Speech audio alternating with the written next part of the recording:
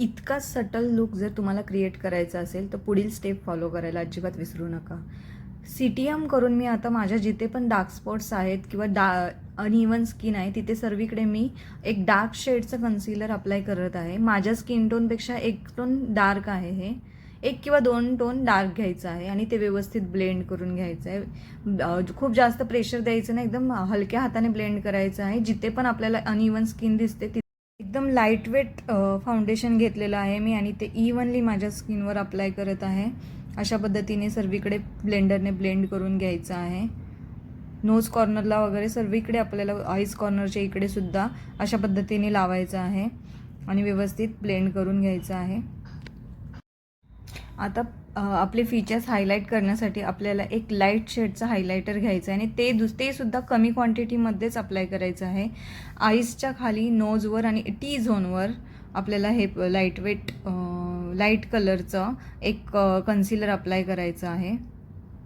अशा पद्धतीने जिथे पण मी जितक्या क्वांटिटीमध्ये अप्लाय केले तितकंच, कारण हे खूप लाईट शेडचं आहे म्हणून मी ते कमी क्वांटिटीमध्ये लावलं आहे. जर तुमचं थोडंसं ह्याच्यापेक्षा थोडंसं डार्क असेल तर तुम्ही ते थोडंफार प्रमाणात अधिक लावलं तरी चालेल.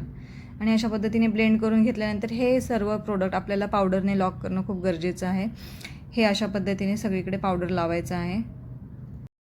पावडरने लॉक करणं खूप जास्त गरजेचं आहे जर आपल्याला लॉंग लास्टिंग मेकअप हवा असेल तर. यानंतर नेक्स्ट स्टेप आहे कॉन्टोरिंग करायचं आहे आपल्याला, कारण आता पूर्ण स्किन आपली एकदम इव्हन झालेली आहे तर त्याला आपल्याला एक शेप देणं खूप गरजेचं आहे.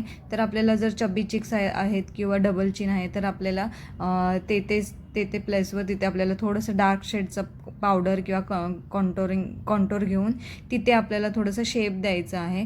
चीकबोनच्या इथे आणि जॉ लाईनला आपल्याला कॉन्टोर करायचं आहे आणि नोजला. हे कॉन्टोरिंग नेहमी करायचे आहे, अजिबात विसरायचं नाही आहे ही स्टेप. याच्यामुळेच आपल्याला जास्त सुंदर आणि असं फीचर्सवाला लुक येतो.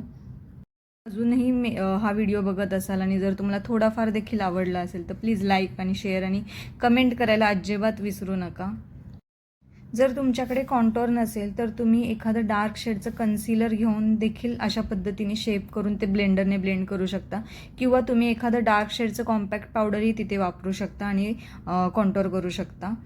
तुमच्याकडे नेहमी कॉन्टोर पॅलेट असणं गरजेचंच आहे असं नाही, तर तुम्ही त्या ठिकाणी अशा पद्धतीचे डार्क शेड वापरू शकता. त्यानंतर नेक्स्ट स्टेप आहे ब्लश करायचा आहे. ब्लश तुम्ही देखील करा आणि ब्लश तुमच्या स्किनवर देखील लावा आणि तो अशा पद्धतीने अप्लाय करून घ्यायचा आहे. खूप नॅचरल ठेवलं आहे मी ब्लश, मला खूप जास्त हेवी नको आहे. त्याच्यानंतर आयब्रो इन्हॅन्स करून घ्यायचे आहेत, ते देखील नॅचरलच ठेवायचे आहेत, खूप ड्रॅमॅटिक आणि डार्क आयब्रोज नाही करायचे आहेत. आणि आय मेकअप देखील मी एकदम सटल ठेवलेला आहे. मी अपर लॅशेसला आणि लोअर लॅशेसला काजळ लावून घेतलेलं आहे आणि माझा आय मेकअप झालेला आहे. त्याच्यानंतर हायलायटर लावत आहे, कारण पार्टी लुक असतो तर अशा वेळेस हायलायटर खूप गरजेचं आहे आणि त्याच्यामुळे छान शाईन येते फेसला. तर हायलायटर लावत आहे मी चिकबोनला आणि नोजला. हे बघा अशा पद्धतीने लावत आहे. आता यानंतर मी मेकअप फिक्सर लावेन आणि लिपस्टिक अप्लाय करणार आहे. आणि हो, मी मस्करा लावायला विसरूनच गेली होती. मेकअप शूट करता करता काही स्टेप आपल्या लक्षातून जातात, नंतर माझ्या लक्षात आलं, मग मी मस्करा अप्लाय केला. जर तुम्हाला मेकअप आवडला असेल आणि माझ्या ह्या प्रोसेस आवडले असतील तर तुम्ही लाईक, शेअर आणि सबस्क्राईब करायला अजिबात विसरू नका. त्यामुळे मला अजून व्हिडिओज बनवण्यासाठी मोटिवेशन मिळेल. तर thank you so much for watching.